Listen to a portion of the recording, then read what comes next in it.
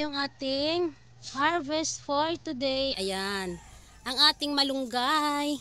Ay, napaka-fresh po ng ating malunggay. Ang ating tanglad. Ang ating bell pepper. At saka ang ating sili-sigang. Ayan. Yung ating talbos ng kamote. At saka alugbati. Ayan. Yung ating anli pichay. Ayan. Ang ating pichay. Napakadami po ng pichay. Bali, pangatlong harvest na po yung ating pichay ngayon.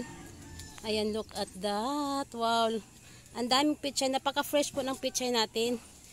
Ayan. Ayan, napakaganda po ng malunggay natin, oh. Bagong pitas po lahat yan. Ayan. Ayan, silipin natin yung ating mga na-harvest. Okay. Ayan. At sa susunod na araw, tayo'y makapag-harvest na naman ulit. Dahil yung ating pichay, bali pangatlong harvest pa lang po ngayon. Sa susunod na araw, mga pang-apat o pang-lima, ayan.